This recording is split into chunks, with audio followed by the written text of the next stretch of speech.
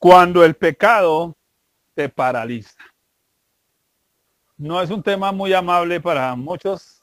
Aquí la mayoría somos pastores, líderes, pero la palabra de Dios siempre será la misma, ¿no? Para nosotros. Dios tiene algo que hablarnos, que enseñarnos, y pues vamos a leer un texto al respecto. Lucas capítulo 5, versos 17 al 26. Dice el texto de la siguiente manera: aconteció un día que él está hablando de Jesús, enseñando, y estaban sentados los fariseos y doctores de la ley, los cuales habían venido de todas las aldeas de Galilea y de Judea y Jerusalén, y el poder del Señor estaba con él para sanar. Y sucedió que unos hombres que traían en un lecho a un hombre que estaba paralítico, procuraban llevarle adentro y ponerle delante de él. Pero no hallando cómo hacerlo a causa de la multitud, subieron encima de la casa y por el tejado le bajaron con el lecho, poniéndole en medio delante de Jesús. Al ver él la fe de ellos, le dijo: hombre, tus pecados te son perdonados. Entonces los escribas y los fariseos comenzaron a cavilar diciendo: ¿quién es este que habla blasfemias? ¿Quién puede perdonar pecados sino solo Dios? Jesús entonces, conociendo los pensamientos de ellos, respondiendo les dijo: ¿qué caviláis en vuestros corazones? ¿Qué es más fácil decir: tus pecados te son perdonados? O decir: levántate y anda. Pues para que sepáis que el Hijo del Hombre tiene potestad en la tierra para perdonar pecados, dijo al paralítico: a ti te digo, levántate, toma tu lecho y vete a tu casa. Al instante, levantándose en presencia de ellos y tomando el lecho en que estaba acostado, se fue a su casa glorificando a Dios. Y todos, sobrecogidos de asombro, glorificaban a Dios, y llenos de temor decían: hoy hemos visto maravillas. Quiero que nos enfoquemos en este tema, principalmente en ese hombre sobre la camilla. Yo he escuchado cientos de predicaciones sobre este tema y siempre hablan de los 4 amigos y la fe de los 4 amigos. No, hoy vamos a hablar del paralítico, porque la historia tiene que ver con el paralítico. Pensemos en su situación, bastante incómoda, por cierto, ¿cierto? No se puede mover, está dependiendo de que otros le muevan. Pensemos en ese pensamiento de parálisis. Yo creo que muchos, de alguna u otra manera, a veces nos vemos en cierta parálisis en ciertas áreas de nuestra vida, como padres, como madres, como pastores, como líderes en nuestra economía. Vemos cierta parálisis, ¿no? A veces como que nos vemos como que hay algo que está estancado ahí, que como que no logramos avanzar, que como que no logramos salir, y pensamos: bueno, ¿y por qué esa parálisis? ¿Por qué como que todo se detuvo? ¿Por qué como que todo quedó ahí quieto, no? Hay algo interesante con el tema en particular, y es que pareciera que el hombre lo único que está haciendo es esperando un milagro. Y creo que a veces la primera cosa que nos paraliza es esperar un milagro. Pero Jesús no le dice a él: recibe sanidad. ¿Qué dice Jesús? Tus pecados te son perdonados. Jesús va directamente a la raíz del problema. Porque el pecado logra paralizar. Cuando Jesús dice: tus pecados te son perdonados, se está usando la palabra transgresión. Muy interesante en ese texto. El término transgresión significa cruzar límites. Y eso nos indica algo, y es que este hombre no era paralítico. No había sido paralítico antes. Terminó en esa condición de parálisis porque cruzó algún límite. Saltó la barda que no era y el toro lo embistió. Cruzó por la carretera sin el semáforo en rojo y el carro lo estrelló. Así que lo que Jesús está indicando inmediatamente al hombre es: por una mala decisión estás ahí, paralítico. Es lo que Jesús está indicándole. ¿Cuántas malas decisiones en nuestra vida nos detienen? Nos frenan, ¿cierto? Ahí está la muchacha queriendo tener una carrera universitaria y una decisión de acostarse en una cama con un muchacho, y quedó madre de familia por el resto de la vida. y los sueños de una carrera universitaria le quedaron en una decisión que la paralizó. Un mal negocio, una mala inversión, una mala pareja, una mala decisión. Lo dejó a él en esa parálisis. Básicamente, las malas decisiones nos roban tres cosas según el texto. Primero, la libertad. Segundo, la fe. Tercero, la paz. Una mala decisión y usted queda amarrado por vida.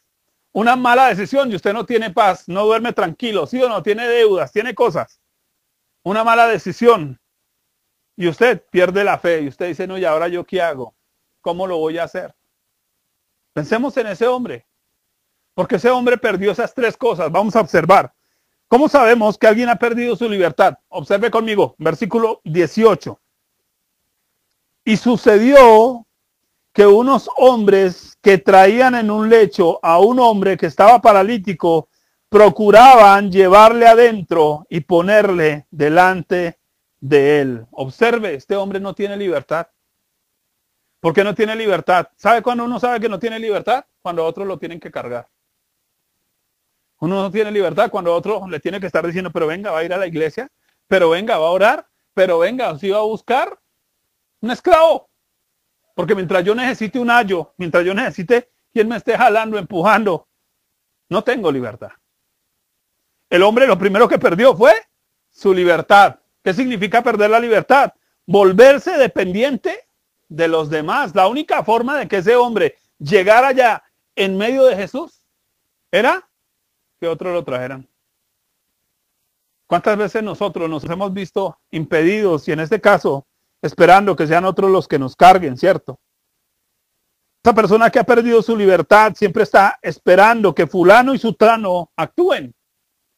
Que sean otros los que den el paso, que sean otros los que se muevan.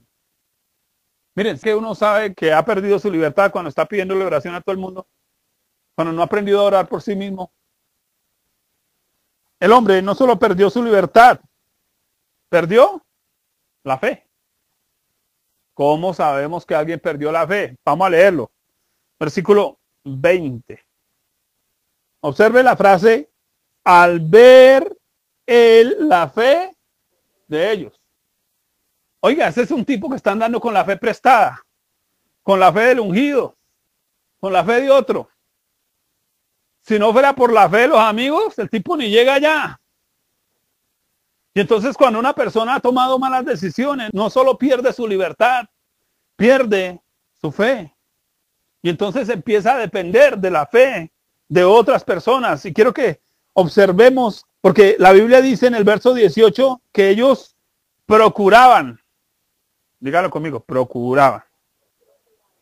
El término procurar significa tener acercamiento. ¿Sabe qué no tiene la persona que está sin fe? No se acerca a Dios por sí misma. Toca estarla jalando, empujando, invitando para que se acerque. Ese tipo de persona que no procura se mantiene alejada de las soluciones que le ofrecen. ¿A qué me refiero? Ay, mire, haga tal cosa. Ay, no, pero eso ya lo intenté. Ah, bueno, entonces haga esta otra. Ah, sí, pero no, yo ya no. Ya. La persona sin fe no encuentra salida en nada. Porque una persona sin fe a todo le ve un pero. Un no se puede. Y puede venir el Salvador en persona y si él no quiere, porque tomó una mala decisión que lo paralizó. Algo que de pronto mi pastor lo debe saber como psicólogo, es que hay personas que se mantienen mal porque les gusta el pobrecito yo. Y entonces si lo sacan de ahí, pierden su identidad porque su identidad se basa en pobrecito yo. En Bogotá me las di de evangelista una vez. Culto de sanidad y milagros, pastor. Me dijo, hágale. Había un hombre en una silla de ruedas ahí hace 15 años. Y el Señor me dice, dígale entonces que se pare. Y el Señor me dice que le diga que se pare. Yo no esperaba que el tipo fuera a parar, pero le paró. Y salió cargando su silla de ruedas, saltando. A los 8 días llegó al culto en la silla de ruedas. Y entonces nos sentamos con él a preguntarle, perdón hermano, Usted salió de aquí caminando porque volvió en silla de ruedas. Dios, que ya estoy acostumbrado a que mi esposa y mis hijos me carguen. Y si me paro de esta silla de ruedas, pierdo la pensión. ¿Entendemos lo que es una persona sin fe? Una persona sin fe está acostumbrada a quiero mantenerme ahí en ese hueco, porque mantenerme en ese hueco significa que tengo la atención de los demás. Ahora, pierde la paz. Versículo 20. Observe que Jesús dice, tus pecados te son perdonados. Jesús está mostrando la raíz que mantenía al hombre en su parálisis, pero quiero traducir esa palabra tus pecados, porque cuando Jesús lo mira y le dice tus pecados, ¿sabe qué le está diciendo? Te culpas de tu condición. El verdadero problema del hombre no solo es que tomó una mala decisión, sino que la culpa lo mantiene pegado a ese lecho de enfermedad. ¿Cuántas veces la culpa nos paraliza? Fui un mal padre cuando era joven, entonces ahorita dejo que el chino haga tapa vender, porque como fui mal padre cuando era... Entonces la culpa me paralizó en cuanto a mi autoridad. Hice un mal negocio y entonces la culpa, ¿no? Acabé con las finanzas de la familia y la culpa me paraliza. Quiero que pensemos en esas cosas que a nosotros nos paralizan, que detienen nuestra fe, que quitan nuestra libertad, que nos quitan el sueño, que nos quitan la paz. ¿Qué es perder la paz? Básicamente una persona que pierde la paz no tiene un problema. Ella es el problema. Una persona que ha perdido la paz no tiene un problema. Ella es el problema. Se vuelve quejumbrosa, irritable. Siempre está reclamando atención. Y cuando siente que le piden, se siente oprimida. La víctima. ¿Qué es pecado? Y con esto empiezo a concluir. Curiosamente, el texto juega con algunas definiciones de la palabra pecado, y la palabra pecado aquí es transgredir, cruzar límites. Es interesante porque eso revela la causa del problema. El hombre quedó paralizado por cruzar límites. Ay, mi mamá sí me dijo que no, con ese no. Ay, a mí sí me dijeron que ese negocio con ese tipo no. Y crucé límites y todos miramos hacia atrás y decimos, a mí sí alguien me dijo, yo sí sentí que el tipo era como malo porque me puso los ojos morados antes del matrimonio. Pero, sin embargo, saltemos la barda, crucemos los límites. ¿Y cuántos límites? Oiga, venga, usted está tomando demasiada medicina. Oiga, usted le está parando demasiado bolas a una persona que usted sabe que realmente no está interesado por usted. ¿Cuántas veces cruzamos límites o dejamos que otros crucen límites con nosotros y terminamos en una mala conducción? Él se creyó capaz de saltar la barda sin tener consecuencias. ¿Por qué usó el término interesante? Porque aquí está la solución, porque es que hablar del problema es fácil. Hablemos de la solución. ¿Sabe que la solución para el pecado de haber cruzado límites, de haber tomado malas decisiones, es una sola? Cruzar límites. Pero esta vez vamos a cruzar límites en el lugar correcto, de la forma correcta. Observe lo siguiente. ¿Qué límites cruzar para ser libres? Primero, hágase notar en la casa del Señor. Primer límite que hay que cruzar, hacernos notar en la casa del Señor. ¿Ustedes saben dónde estaba Jesús ubicado en ese momento? Vamos a leerlo. Marcos 2:1. Póngale cuidado. Entró Jesús otra vez en Capernaum después de algunos días y se oyó que estaba en casa. Ese es el mismo texto, pero lo estamos leyendo en otro lado. ¿En cuál casa? En la de él. O sea que aquí estos amigos rompieron el techo de la casa de ¿quién? De la de Jesús. Oigan, ¿usted quiere que Dios haga algo en su vida? Rompa el techo en el lugar correcto. Rompa el techo en la casa del Señor. ¿Sabe qué romper el techo en la casa del Señor? Oiga, allá sí llore, allá sí brinque, allá sí salte, allá sí aplauda, allá sí hágase notar en esa casa. Oiga, qué importante esto. No parece muy revelador, pero es muy importante. Hacernos notar en la casa del Señor. ¿Somos nosotros de los que nos hacemos notar allá? ¿Quiere cruzar límites? Crúcelos en la casa de Dios. Allá sí, salte. Segundo, cruce los obstáculos, porque aun cuando usted esté en la casa del Señor, va a encontrar obstáculos. ¿Cuáles obstáculos? Dos obstáculos. Primero, la multitud inmóvil. Primer obstáculo que tenía el paralítico, ¿cuál era? Que la casa estaba llena. Había una multitud que no se movía. Mire, el primer obstáculo en nuestra vida que nos paraliza cuando ya venimos a la casa del Señor es que, ay, pero es que nadie más se anima. Nadie quiere orar conmigo. Nadie me quiere acompañar al culto. Oiga, ¿cuál es el primer obstáculo? La multitud inmóvil. Que a veces uno empieza a observar a los hermanos, ay, pero mire el hermano como él sí y yo no. Miramos a otros que están igual de paralíticos, pero sentados ahí, que no se mueven, y nos congelamos igual que ellos. Segundo obstáculo, el qué dirán. Porque claro, Jesús pone al tipo ahí en la mitad. ¿Y quiénes brincaron de primeras? Los fariseos. ¿Cómo así que tus pecados?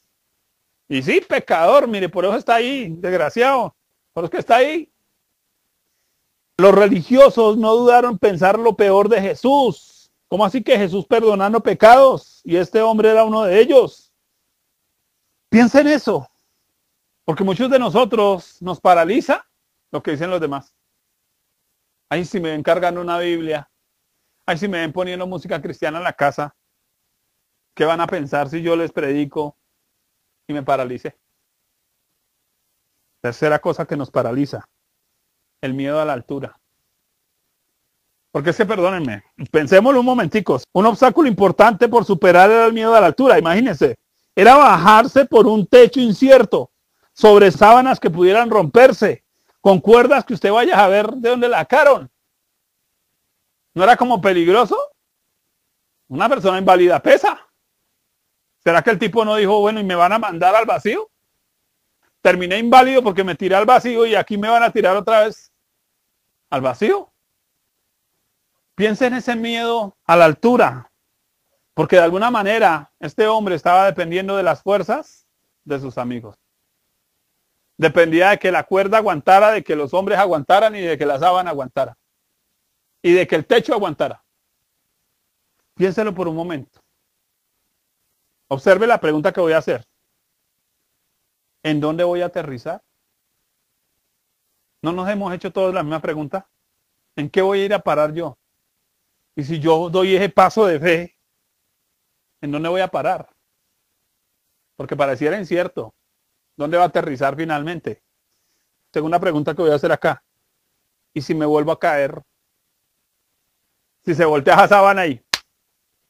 ¿Y si me vuelvo a caer? ¿No nos paraliza eso? Si vuelvo y tomo una mala decisión, segundo matrimonio, ¿no? Voy a volver a invertir la única plática que tengo en ese negocio. ¿Cierto que nos paraliza eso? ¿Y si los demás no me soportan más? Oiga, es una buena pregunta, ¿cierto? Si los demás ya no me soportan, si mi mujer ya no me va a soportar, si mis hijos ya no me soportan, ¿qué va a pasar? Mire esta última. ¿Y si me cobran los daños? ¿Cómo le respondo yo a Dios? Mire, a veces por pensar en cómo le respondo yo a Dios, tomo el tesoro y lo escondo. Y lo entierro. Y no hago nada. Me paralicé. Porque no quiero actuar. No tengo libertad, no tengo paz, no tengo fe. Concluyo. ¿Sabe qué encontrará usted en la casa del Señor? Mira, hay dos cosas que usted va a encontrar. Sanidad y perdón. Siempre va a encontrar en la casa del Señor sanidad y perdón. Ahora, para muchos de nosotros es mucho más fácil aceptar la sanidad. Pero venga, ¿ya usted se cree que Dios lo perdonó por esa mala decisión? ¿O sigue cargando con la culpa? Porque en la casa del Señor usted no encuentra solo sanidad. Los muchachos, los amigos, lo llevaron para la sanidad. Pero Jesús dijo, no, no necesita sanidad. Necesita perdonarse a sí mismo por una mala decisión que tomó.